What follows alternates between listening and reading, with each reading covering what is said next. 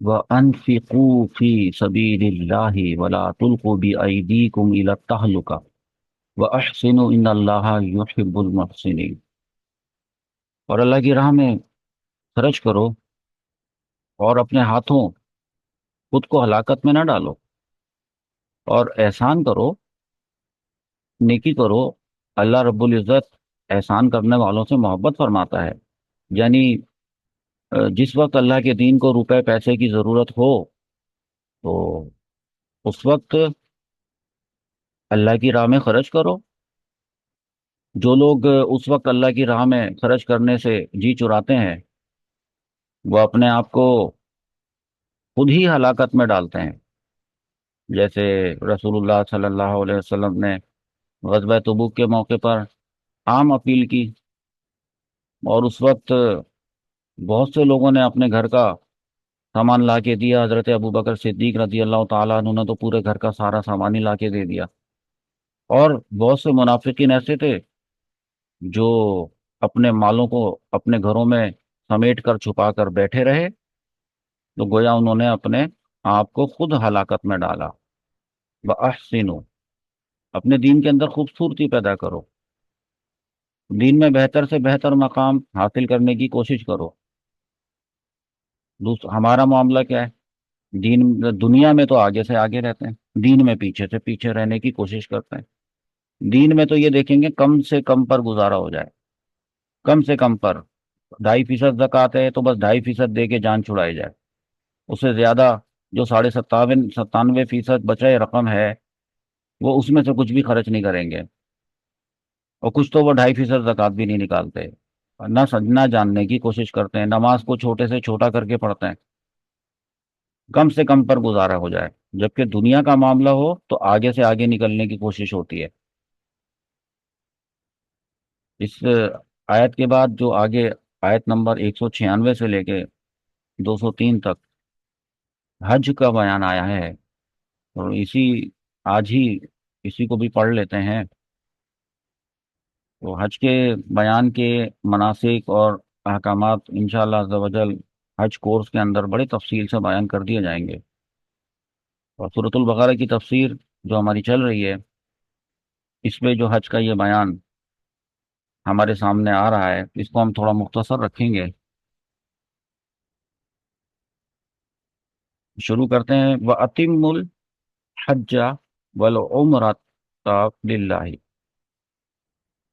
حج کو پورا کرو، والعمرۃ، اور عمرہ، دونوں معطوف علیہ اور معطوف، دونوں حج اور عمرہ للہ، اللہ کے لیے۔ رسول اللہ صلی اللہ تعالی علیہ وسلم کی بعثت سے پہلے اہل عرب کے ہاں ایک سفر میں حج اور عمرہ دونوں کرنا، ایک ساتھ کرنا، یہ گناہ سمجھا جاتا تھا۔ بات یہ تھی دراصل، اور ان کے نزدیک یہ خانہ کعبہ کی توہین تھی۔ تو ان کے ہاں حج کے لیے 3 مہینے ہوتے تھے۔ کون سے؟ شوال، اور ذوالقعد، اور یہ ذوالحج، یہ تو حج کے ہو گئے۔ جبکہ رجب کا مہینہ عمرے کے لیے مخصوص تھا، وہ عمرے کے لیے علیحدہ سفر کرتے، اور حج کے لیے وہ علیحدہ سے سفر کرتے تھے۔ اب یہ بات حدود حرم میں جو لوگ رہتے ہیں ان کے لیے ایسا کرنا تو چلو بہت آسان تھا ہے، لیکن یہ امت محمدی کو تو ویسے پوری دنیا میں پھیلنا تھا نا، آج تو پوری دنیا میں پھیل چکی ہے۔ تو اب تو اتنے اتنے دور ممالک ہیں کہ دو دو تین تین تین دن سفر کر کے وہ مکے پہنچتے ہیں۔ تو امت نے تو پوری دنیا میں پھیلنا تھا، تو اس طرح دوسرے لوگوں کے لیے جو دور دراز سے سفر کر کے آنے والے تھے ان فیوچر، ان میں بڑی مشقت تھی۔ لہذا شریعت محمدی صلی اللہ علیہ وآلہ وسلم، اس میں لوگوں کے لیے جہاں اور آسانیاں پیدا کی گئی، وہاں حج اور عمرہ کے ضمن میں یہ آسانی بھی پیدا کی گئی کہ ایک ہی سفر میں حج بھی کر لو اور عمرہ بھی کر لو، حج اور عمرہ دونوں ایک ساتھ کر لو۔ وَأَتِمُّ الْحَجَّ وَالْعُمْرَةَ لِلَّهِ، آگے فرمایا فَإِنْ أُحْصِرْتُمْ، تو تمہیں اگر روک دیا جائے، مکے سے روک دیا جائے، آپ کو معلوم ہے نا हुदैबिया, सुलह हुदैबिया का वाकया। फमस्तई सरा मिन अल हदयी, तो तुम्हें कुर्बानी का जो भी जानवर आसानी से मयसर हो जाए उसको कुर्बान करो। अ, वला तहलिकू रूऊसकुम, और याद रखो कि अपने सरों को मत मुंडवाना। कब तक ना मुंडवाना? हत्ता यबलुगल हदयु महल्लहु, जब तक कुर्बानी का वो जानवर अपने महल तक, वहां तक ना पहुंच जाए, क्योंकि उन्होंने तो कुर्बानी के जानवरों को छोड़ दिया था। उनको मक्के में आने से मना कर दिया था। मक्के में आने से मना कर दिया, अगले साल आइएगा, अगले साल हज करें, उम्रा करिएगा। तो अब वो साहबे कराम ने उनको छोड़ दिया था। अब ये कैसे पता चलेगा वो कुर्बानी के जानवर कुर्बान कर दिए गए कि नहीं कर दिए गए? तो जाहिर सी बात है, इतने टाइम के अंदाजे से ठहरे रहो, सर को ना ना मुंडवाओ। और वो चलते चलते जानवर वहां पहुंच जाएं, फिर तो वो उम्रा करने से वो बेशक मना कर रहे हैं, लेकिन जब कुर्बानी के जानवर आएंगे तो उनको गोश्त खाने को मिलेगा, उनके तो मजे आ जाएंगे। लेकिन तब तक इतना अंदाजा लगा लो कि कुर्बानी के जानवर वहां पहुंचकर कुर्बान हो जाएं। सर को मत मुंडवाओ उस वक्त तक। फमन काना मिनकुम मरीदन औ बिही अजम मिन रासिही, तो या फिर तुम में से अगर किसी कोई मरीज हो या उसके सर पर कोई चोट वगैरह लगी हुई हो, कोई तकलीफ हो, फफिदियतुम मिन सियामिन। हाँ, फिर वो बदला देगा, फिदिया देगा इस बात का। किस तरह से? कि वो रोजे रखेगा, या औ सदक़तिन, या सदका देगा, औ नुसुकिन, या फिर वो कुर्बानी करेगा। पैदा अमीन तुम,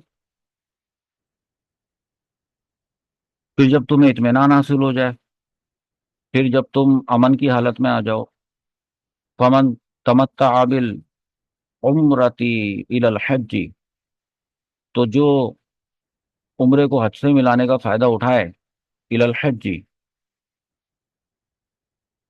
फमस्तई सरा मिनल हदी, तो उस पर कुर्बानी लाजिम है। जितनी मुयस्सर हो, जो मुयस्सर उसके ऊपर आए, जितना उसके ऊपर आसान हो। फिर आगे फरमाया है कि जो कुर्बानी की कुदरत नहीं पाता उसके लिए क्या कफारा है, उसके लिए फमल्लम यजिद, फिर जिसको कुर्बानी का जानवर ना मिले, इस्तिताअत ना रखता हो, ना पा सके, फसियामु सलासती अय्यामिन फिल हज्जी, तो हज के दिनों में 3 रोजे रखेगा। और जब अपने घर को चला जाएगा वापस अपने वतन, तो फिर 7 रोजे रखेगा। वह सब आतिन इज़ा रजातुम तिल का अशरतुन कामिला, ये मुकम्मल 10 दिन है जी। ये मुकम्मल हो गए 10 दिन। कुछ तफसील बताता हूँ। ज़ालिका लिमन लम यकुन अहलु हादिरिल मस्जिदिल हराम, यकुम इसलिए है कि जो मक्के का रहने वाला ना हो, मक्के का अहल ना हो, है मक्के का, तो ये उसके लिए वत्तकुल्लाह वअलमू अन्नल्लाह शदीदुल इक़ाब, अल्लाह से डरते रहो। वत्तकुल्लाह वअलमू, और जान रखो कि अल्लाह ताला का अजाब वो बड़ा शदीद अजाब है। अल्लाह ताला बहुत शदीद अजाब देने वाला है।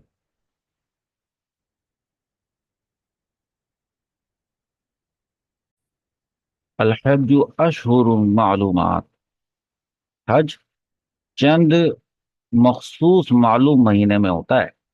वमन फरादा फीहिन्नल हज्जा, तो जो इनमें हज की नियत करे, हैं, तो फिर फला रफसा वला फुसूका, तो रफसा कहते हैं जिमा को।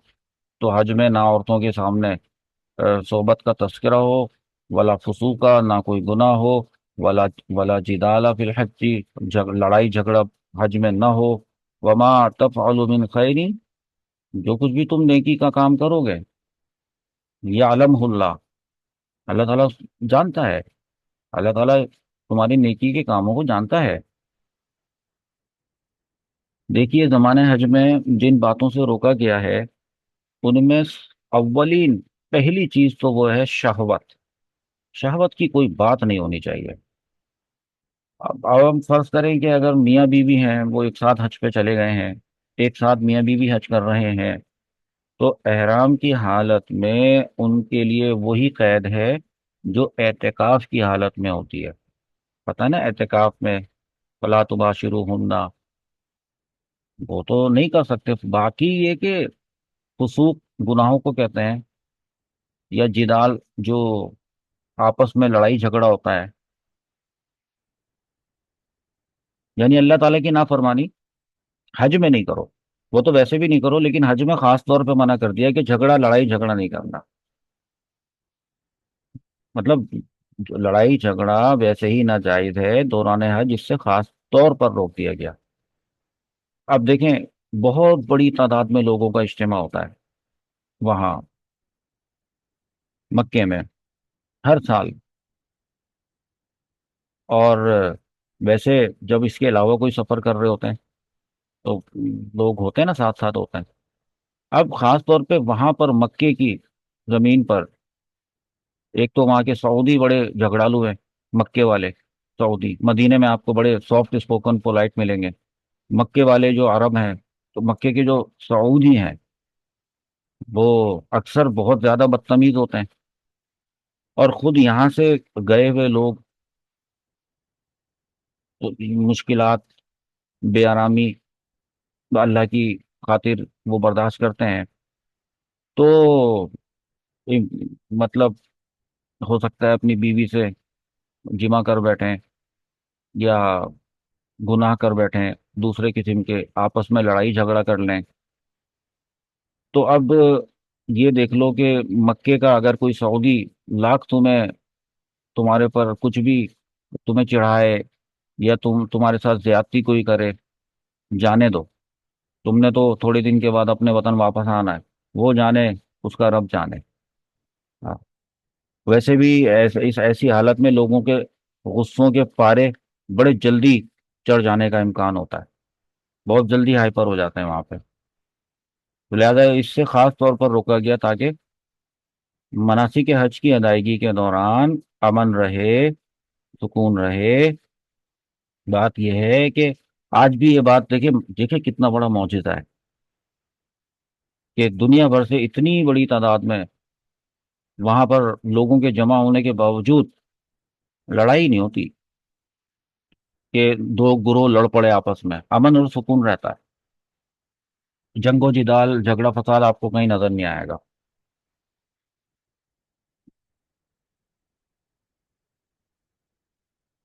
تو جو کچھ تم نیکی کرو گے اللہ تعالیٰ اس کو جانتا ہے۔ وَتَزَوَّدُوا فَإِنَّ خَيْرَ الزَّادِ التَّقْوَىٰ، اور حج پر جاتے وقت بھائی ضرورت کی ساری چیزیں ساتھ لے کے جاؤ۔ ہاں، یہ ایسا نہ ہو کہ وہاں جا کر ہاتھ پھیلانا پڑ جائے، دوائیاں وغیرہ، کھانے پینے کا انتظام تو خیر اب وہیں پہ ہی ہوتا ہے، اور موسم کے حساب سے کہ کپڑے وغیرہ، لیکن ساتھ ہی میں یہ فرمایا ہے کہ خیر زاد تقوا،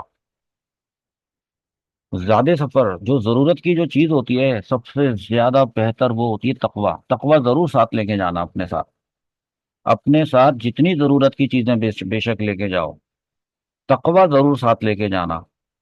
واتقونی، اللہ رب العزت نے فرمایا ہے کہ مجھ سے ڈرو یا اولی الالباب، اے عقل والو، اے عقل والو، مجھ سے ڈرو، ڈرتے ہی رہو۔ پھر آگے، جیسے فرض کریں کہ کسی ملک سے، ہمارے ملک سے کوئی حج کے لیے جا رہا ہے، اور وہ اگر اپنے ساتھ کوئی ایسی چیز لے جاتا ہے جو سعودی پسند کرتے ہیں، مطلب بیچنے کے لیے لے جاتا ہے، کوئی ایسی اجناس ہوں، تو اس کو اگر وہ وہاں بیچے اور بیچ کر کچھ نفع حاصل کرے، تو بہرحال اس سے تقوی پہ کوئی فرق نہیں پڑے گا۔ لیسا علیکم جناح ان تبتغوا فضلا من ربکم، تم پر کوئی گناہ نہیں کہ تم اپنے رب کا فضل تلاش کرو۔ آگے ارشاد ہوا فیضا افدتم من عرفات، جب تم عرفات سے واپس لوٹو، ہے واپس جب تم لوٹ آؤ عرفات سے، فذکروا اللہ عند المشعر الحرام واذکروہ کما ہداکم وإن کنتم من قبلہ لمن الضالین، اس کے بارے میں بھی سن لیں۔ وقوف عرفات یہ حج کا سب سے بڑا رکن ہے، رکن اعظم، بلکہ حضور صلی اللہ علیہ وسلم نے تو یہ فرمایا کہ اصل حج تو بس یہی ہے، عرفہ، وقوف عرفہ، وہاں پر ٹھہرنا۔ تو اگر کسی سے حج کے باقی تمام مناسک رہ جائیں، ایسا ہوتا نہیں ہے، لیکن اگر بالفرض رہ جائیں اور اس کو صرف میدان عرفات میں یہ والا رکن مل جائے، وقوف عرفہ کا، قیام عرفہ میں اس کو شمولیت ہو جاتی ہے، تو اس کو حاجی کہا جائے گا، ہو گیا اس کا حج۔ رہی بات جو باقی مناسک رہ گئے تھے، تو ان کا تو وہ کفارہ ادا کر دے گا، کفارہ ادا کرنے سے اس کا کمپلیٹ حج مکمل ہو جائے گا، کیونکہ اس نے عرفہ میں قیام کیا۔ لیکن اگر کوئی شخص عرفات کے قیام میں ہی شریک نہ ہوا، پھر اس کا حج نہیں ہوا، باقی چاہے اس نے سارے کام کیے ہوں۔ دیکھیں میں آپ کو بتاتا ہوں، مختصر آپ کو بتاتا ہوں حج کا پورا سلسلہ، یہ سسٹم ذرا سمجھیں، ٹائم ٹیبل کہہ لیں اس کو آپ۔ دیکھیں 8 ذوالحجہ کو، 8 تاریخ کو ذوالحج کی، مکہ مکرمہ سے نکل کر رات وہ مینا میں گزارنی ہوتی ہے، ٹھیک ہے؟ اگلا دن وہ 9 ذی الحجہ کا ہوتا ہے، وہ یوم عرفہ کہلاتا ہے۔ تو اس دن صبح کو عرفات کے لیے قافلے چلتے ہیں، اور ان کی کوشش یہ ہوتی ہے کہ وہ دوپہر سے پہلے پہلے وہاں پہنچ جائے۔ وہاں پر ظہر کے وقت ظہر اور عصر دونوں نمازیں ملا کر پڑھی جاتی ہیں، یہ ذہن میں رکھیں۔ اچھا، دونوں نمازیں ظہر کی اور عصر کی ملا کر پڑھی، وہاں ٹھہرے، اس کے بعد سے غروب آفتاب تک یہ عرفات کا قیام ہے، جس میں کوئی نماز نہیں ہے۔ یہ پڑھ لی نا آپ نے، ظہر اور عصر، اب کوئی اس کے بعد نماز نہیں پڑھنی ہے، یعنی روایتی عبادتوں کے سب دروازے بند ہیں، اب تو بس صرف دعا ہے جو مانگنی ہے۔ تو اب اگر آپ کے اندر دعا کی ایک روح پیدا ہو چکی ہے، جو کہ ہو ہی چکی ہوتی ہے، آپ اپنے رب سے ہم کلام ہو سکتے ہیں، آپ اللہ رب العزت سے مناجات کر سکتے ہیں، مانگ سکتے ہیں، بس مانگتے رہیں، مانگتے رہیں، قیام عرفہ کے دوران کھڑے ہو کر مانگیں، تھک جائیں تو بیٹھ کر مانگیں، جس طرح سے بھی ہو اللہ تعالیٰ سے بس مانگیں۔ مانگنے میں کچھ کمی رہ جائے تو تلاوت کلام پاک کریں، لیکن نماز نہیں پڑھی جائے گی۔ یہ 9 ذی الحجہ کو وقوف عرفات کے بعد، مغرب کا جب نماز کا وقت ہو چکا ہو، اس کے بعد عرفات سے روانگی اسٹارٹ ہو جائے گی۔ لیکن وہاں مغرب کی نماز نہیں پڑھیں گے، ہاں مغرب کی وہاں نماز نہیں پڑھیں گے، وہ اجازت ہی نہیں ہے، بلکہ اب مزدلفہ میں جا کر مغرب کی نماز پڑھیں گے۔ کس طرح پڑھیں گے؟ وہاں جا کر مغرب اور عشاء دونوں کی نمازیں ایک ساتھ ملا کر پڑھیں گے، اور رات وہیں پھر کھلے آسمان تلے بسر کرنی ہوگی۔ یہ ہے مزدلفہ کا قیام ہے، اور پھر تفصیل سے انشاءاللہ حج کورس میں انشاءاللہ بیان کیا جائے گا۔ تو دعا کرو، وَاذْكُرُوهُ كَمَا هَدَاكُمْ، اللہ تعالیٰ نے جس طرح تمہیں ہدایت کی ہے، دی ہے، ہیں وَإِن كُنتُم مِّن قَبْلِهِ لَمِنَ الضَّالِّينَ، اللہ تعالیٰ تمہارے سارے جو تم نے بھٹکتے بھٹکتے گناہ کیے تھے، وہ سب اللہ تعالیٰ معاف فرما دے گا۔ ثُمَّ أَفِيضُوا مِنْ حَيْثُ أَفَاضَ النَّاسُ، پھر تم بھی وہیں سے پلٹو جہاں سے دوسرے لوگ پلٹتے ہیں۔ دیکھیں کیا بات ہو رہی ہے، بات یہ ہے کہ زمانے جاہلیت میں قریش، جاہلیت کے دور میں اسلام سے پہلے بھی حج ہوتا تھا نا، تو قریش مکہ وہ عرفات تک نہیں جاتے تھے۔ ابھی تو آپ کو پتہ چل گیا نا کہ اصل حج تو عرفات ہے، وہاں کا قیام۔ لیکن قریش مکہ کی عادت تھی، اور تو وہ یہ عادت یہ تھی کہ وہ عرفات تک نہیں جاتے تھے۔ ان کا کہنا تھا کہ اصل میں باقی ساری دنیا ایک ایک طرف ہے، اور ہماری ایک خاص حیثیت ہے۔ تو وہ کہتے تھے کہ بس ہم مینا ہی میں قیام کریں گے، مینا ہی میں مقیم رہیں گے، مینا میں ہی اسٹے کریں گے، اور دوسری دنیا کے دوسرے ممالک سے، شہروں سے آنے والے، وہ باہر سے آنے والے لوگ، وہ جائیں عرفات تک، ہیں وہاں سے طواف کے لیے واپس لوٹیں۔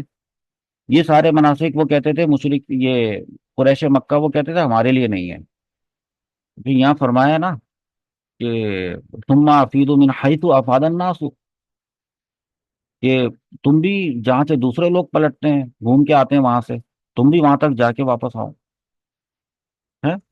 تم بھی وہیں سے طواف کے لیے واپس لوٹو جہاں سے دوسرے لوگ لوٹ کر آتے ہیں، یہ نہیں عرفات سے.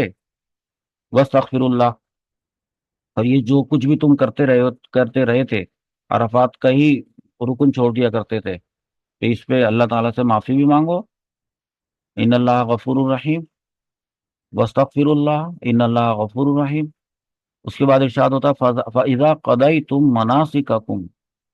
جب تم اپنے یہ سارے مناسک مکمل کر چکو، اس سے فارغ ہو چکو، فَاذْكُرُوا اللَّهَ. تو اللہ تعالیٰ کا ذکر ادا کرو. پتہ ہے کیسا ذکر ادا کرو؟ کَذِّکْرِکُمْ آباءکم. جیسے تم اپنے آبا کا ذکر کیا کرتے تھے، اپنے باپ دادا کا ذکر کرتے تھے، بلکہ او اشد ذکرن، بلکہ اس سے بھی زیادہ ذکر، اس سے بھی زیادہ شدید ذکر کرو. یعنی 10ویں ذی الحجہ کو جب حج کے تمام کاموں سے فراغت پا چکو، تو مینا میں قیام کے دوران اللہ کا خوب ذکر کرو، جیسے زمانہ جاہلیت میں تم اپنے باپ دادا کا ذکر کرتے تھے، بلکہ اس سے بھی زیادہ بڑھ چڑھ کر اللہ تعالیٰ کا ذکر کرو. ہاں، اللہ تعالیٰ سے دین و دنیا کی بھلائی طلب کرو. اللہ رب العزت کے لیے اچھے اس کے اسماء الحسنہ استعمال کرو، ذکر کرو ان کا. تو جب زمانے جاہلیت میں اس طرح کا دستور تھا کہ وہ جب حج سے فارغ ہو کر 3 دن مینا میں قیام کرتے، تو بڑے وہ میلے اور بازار لگاتے، میلے کا سا ساما ہوتا، اور پھر شاعروں کو بلاتے، تو وہ اپنے اپنے باپوں کی داداؤں کی شان میں شعر کہتے تھے، اور اپنے گزرے ہوئے اسلاف کی بڑی عظمت بیان کرتے تھے. اللہ کا ذکر ختم ہو چکا تھا، اللہ تعالیٰ کا ذکر ہی نہیں تھا. کیا جا رہا ہے حج، اور اللہ ہی کا ذکر نہیں ہو رہا. فرمایا کہ جس شد و مت کے ساتھ ذکرکم آباؤکم او اشد ذکرن، جس شد و مت کے ساتھ تم اپنے باپ دادا کا ذکر کرتے رہے ہو آج تک، اب اسی انداز میں نا، بلکہ اس سے بھی زیادہ شدت سے اللہ کا ذکر کرو. فمن الناس، لوگوں میں سے کوئی تو وہ ہے، کوئی تو وہ ہے، یقول، جو یہ کہتا ہے کہ ربنا، اے میرے رب، اے ہمارے رب، آتینا فی دنیا، ہمیں دنیا میں بھلائی نصیب فرما ہے. تو بس اتنا ہی دعا مانگتا ہے. وما لہ فی الآخرۃ من خلاق. ہاں، پھر اس کے لیے پھر آخرت میں کوئی حصہ نہیں ہوگا. دعا تو ساری قبول ہو رہی ہے، دعائیں تو قبول ہو رہی ہیں، تو یہ بھی دعا قبول ہو جائے گی کہ مجھے میری دنیا بہتر کر دے. یعنی حرم کی سرزمین پر پہنچ کر ہے، مطلب دوران حج بھی، کیا ان کی ساری دعائیں دنیا کے لیے ہوں گی؟ کیا اس طرح کرتے ہیں؟ تو کچھ لوگ ایسے ہوتے ہیں، پتہ ہے کیا دعائیں کرتے ہیں؟ مال کے لیے دعا کرتے ہیں، اولاد کے لیے دعا کرتے ہیں، اپنی جاب میں کاروبار میں ترقی کے لیے دعا کرتے ہیں، دنیا کی جو ضروریات ہیں ان کے ملک میں اپنے گھر میں، ان ضروریات کو پورا کرنے کے لیے دعا کرتے ہیں، اپنی مشکلات جو دنیاوی مشکلات ہیں ان کے لیے حل کے لیے دعا کرتے ہیں. ان کو پتہ ہے نا کہ دعائیں قبول ہو رہی ہیں. یہ وقت قبولیت کی، یہ دن جو ہے قبولیت کی گھڑی کے دن ہے، ایام، تو وہ اپنی دنیا کے لیے دعا کرتے ہیں. کیونکہ کیونکہ ان کے دلوں میں دنیا رچی بسی ہوئی ہے. جیسے آپ نے تفسیر میں بنی اسرائیل کا واقعہ پڑھا تھا کہ بچڑے کی محبت ان کو پلا دی گئی تھی، وہ ان کو بچڑے کے علاوہ کچھ سمجھ نہیں آتا تھا. تو ہمیں بھی، مطلب دنیا کے لوگوں کو اس وقت بھی بچڑے کے علاوہ کچھ سمجھ نہیں آتا. یہ دنیا کے سارے کام، یہ دنیا کے کی ساری ضروریات، یہ دنیا کا سارا کاروبار، یہ وہ بچڑا ہے. اس بچڑے کی طرح سے لوگ اس دنیا سے محبت کرتے ہیں، اور وہاں جا کر بھی دنیا کے لیے دعا مانگتے ہیں. اس لیے اللہ تعالیٰ نے یہاں کلیئر فرما دیا ہے کہ پھر ٹھیک ہے، یہ چیزیں جو وہ مانگ رہے ہیں مناسب وقت پہ ہم ان کو دیں گے. دنیا مانگ رہے ہیں، ان کو دنیا دیں گے، لیکن یاد رکھنا وما لہو فی الآخرۃ من خلاق، आखिरत में फिर उनका कोई हिस्सा नहीं होगा। और फिर अल्लाह ताला अपने पसंदीदा बंदों की दुआ बताता है कि अल्लाह ताला ऐसे बंदों से आपको रूशनास फरमाता है। देखें वो दुआ क्या मांगते हैं। वमिनहुम मन यकूलु, लोगों में से कोई ऐसा भी है जो पता है क्या कहता है, रब्बना आतिना फिद दुनिया हसना, कि ए हमारे रब, हमें दुनिया में भी आसानी और भलाई नसीब फरमा, व फिल आखिरती हसना, और हमें आखिरत में भी भलाई नसीब फरमा। इतना ही नहीं, वकीना, और हमें बचा अजाब अन्नार, और हमें अजाब आग के अजाब से महफूज फरमा। अल्लाह रब्बुल इज़्ज़त ने इरशाद फरमाया, उलाइका लहुम नसीबुम मिमा कसबू,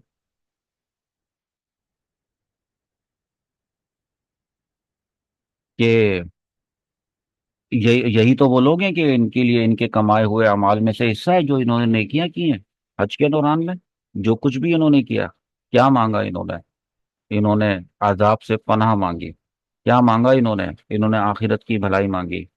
तो ठीक है, अगर दुनिया की भी मांगी तो हम उनको सब अता फरमाएंगे। जो कुछ भी इन्होंने ये कमाया, तो इनके लिए तो जरूर हिस्सा है। वल्लाहु सरीउल हिसाब, हिसाब करने में अल्लाह ताला देर नहीं लगाता, बहुत जल्द हिसाब करता है। अल्लाह ताला का हिसाब बड़ा जल्द जल्द हिसाब करता है। अल्लाह ताला से डरना चाहिए। ये जो दुआ अभी पढ़ी है, रब्बना आतिना फिद दुनिया हसनतम व फिल आखिरती हसनतम वकिना अज़ाबन्नार, यही वो दुआ है जो जब तवाफ कर रहे होते हैं ना खाना काबा का, तो तवाफ के हर चक्कर में यहाँ से शुरू करते हैं रुकने यमानी से, और हजरे अस्वद तक के दरमियान चलते चलते ये दुआ मांग रहे होते हैं, रब्बना आतिना फिद दुनिया हसनतम व फिल आखिरती हसनतम वकिना अज़ाबन्नार। बस इस तरह से तवाफ करते हैं। दुनिया का सबसे बड़ी भलाई पता है क्या है? सबसे बड़ी भलाई वो है ईमान और हिदायत। दुनिया का कोई खैर खैर नहीं, दुनिया की कोई भलाई वो भलाई नहीं जब तक कि उसके साथ साथ इंसान को ईमान की दौलत नसीब ना हुई हुई हो। चुनांचा सबसे पहले इंसान ईमान और हिदायत और इस्तिकामत तलब करे अल्लाह ताला से, फिर उसके साथ अल्लाह ताला से दुनिया में कुशादगी और रिस्क में कुशादगी की दुआ करे, फिर तो ये बात पसंदीदा है। आगे इरशाद होता है, वस्कुरुल्लाह फी अय्यामिन मादूदात, ये मखसूस अय्याम जो गिनती के चंद दिन हैं, तो इनमें अल्लाह रब्बुल इज़्ज़त का जिक्र करो, गिनती के दिनों में अल्लाह का जिक्र करो। फमन तअज्जल फी यौमैनि फला इस्मा अलैहि, तो जिसने जल्दी कर ली इन 2 दिनों में, जो मिना के जो 2 दिन है, वो जल्दी से 2 दिन में ही मिना से चला जाए अगर, फला इस्मा अलैहि, तो उस पर कोई गुनाह नहीं है। अभी बताता हूँ इसके बारे में। और वमन तअख्खरा फला इस्मा अलैहि, और जो पीछे रह गया उस पर भी कोई गुनाह नहीं है। लिमन इत्तका, ये जो खुशखबरी बताई जा रही है, ये उसके लिए जो डरता है। तो फिर तो फिर वत्तकुल्लाह, डरते रहना अल्लाह ताला से हमेशा। वालम, और जान रखना, जहन में रखना कि अन्नकुम इलैहि तुहशरून, तुम सबके सब उसी की तरफ धकेल कर जमा करके लेके जाओगे हशर में, सब उसी की तरफ उठाए जाओगे। तुहशरून, देखिए, मिना में यानी जो कोई दिन 3 दिन पूरे नहीं करता बल्कि 2 दिन ही में वापसी इख्तियार कर लेता है, तो कोई उसका गुनाह नहीं है।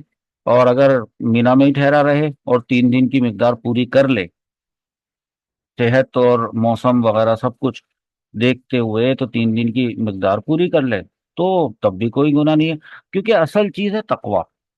तो असल बात है ना, वो है इसमें सारा खुद अल्लाह ताला से डरते रहना। डर डर के सारे काम करना चाहिए, डर डर के हज करना चाहिए, डर डर के डरते हुए उम्रा करना चाहिए, या अल्लाह कोई गलती ना हो जाए। नमाज पढ़नी चाहिए, डर डर के नमाज पढ़नी चाहिए, या अल्लाह कोई गलती ना हो जाए। एक एक चीज की तरफ, एक एक रुकन की तरफ तवज्जो से, कि कहीं जल्दी ना हो जाए या कहीं देर ना हो जाए। दोनों बातें। तो अल्लाह ताला ने फरमाया डरते रहो, क्योंकि क्योंकि तकवा असल चीज है। तो जो कोई भी जमाने हज में ڈرتے ڈرتے حج کرے گا، پرہیزگاری کی روش اختیار کرے گا، تو ظاہر سی بات ہے اس سے کوئی گناہ نہیں ہوگا، ٹھیک ہے، کیونکہ وہ تو یہی چاہتا ہے کہ مجھ سے کوئی گناہ نہ ہو، مجھ سے کوئی غلطی نہ ہو۔ اور اس میں اگر اس نے مینا میں 2 دن قیام کر لیے یا 3 دن قیام کر لیے تو چلو کوئی بات نہیں، اللہ تعالیٰ کے یہاں بہرحال اس کا آ، اجر تو محفوظ ہے۔ اور اگر کسی شخص نے مینا میں قیام تو 3 دن کا کیا، پورا ہی 3 دن کا کیا، لیکن تیسرے دن اس نے کچھ اور ہی حرکتیں شروع کر دی، یہ اس وجہ سے کہ اس کا کوئی بوریت ہو گئی تھی یا جی اکتایا ہوا ہے، طبیعت کے اندر کوئی ٹھہراؤ نہیں ہے، تو پھر اس کا وہ تیسرا دن کاؤنٹ نہیں ہوگا اللہ تعالیٰ کے اجر میں۔ ہاں، وہ تیسرا دن اس کے لیے کچھ خاص مفید ثابت نہیں ہوگا، کیونکہ وہاں جو 3 دن جس کام کے لیے رکنا تھا وہی کام کریں گے تو ہی آ، اللہ تعالیٰ اس کو اجر دیں گے۔ اور بہرحال اصل سے تو جو اللہ تعالیٰ کے یہاں مقبول ہے وہ تو ہے تقوی۔ تو قبولیت اعمال کے لیے شرط پتہ ہے کیا ہے؟ وہ ہے تقوی۔ یہ جو یہ آخر میں فرمایا کہ واتقوا اللہ وَاعْلَمُوا أَنَّكُمْ إِلَيْهِ تُحْشَرُونَ، تم سب کے سب ہانک کر اسی کی جانب، ہانک کر، جیسے سمجھ رہے ہیں ہانک کر کس کو کہتے ہیں؟ جیسے ریوڑ کو، بھیڑ بکریوں کو ہانک کر لے جایا جاتا ہے قیامت والے دن، تم سب کے سب ہانک کر اسی کی جانب، اسی کی طرف، اللہ تعالیٰ کی طرف ہی لے جائے جاؤ گے۔ اللہ رب العزت ہمیں بھی بار بار مکے کی اور مدینے کی باادب حاضریاں نصیب فرمائے، عمرہ کرنے کی توفیق عطا فرمائے، اسباب پیدا فرمائے، حج کرنے کے اسباب ہمیں مہیا فرمائے، ہم صحت کی حالت میں حج کر سکیں، اور حج پر جب جائیں تو گناہوں سے محفوظ رہ سکیں، اور ڈرتے ڈرتے ہم اپنے حج اور عمرے کو ادا کریں۔ انشاءاللہ عز و جل ایک تھوڑا سا مختلف ٹاپک اس کے بعد شروع ہوگا، آیت نمبر 203 تک بات کی ہے، اس کے بعد آیت نمبر 204 سے شروع کریں گے۔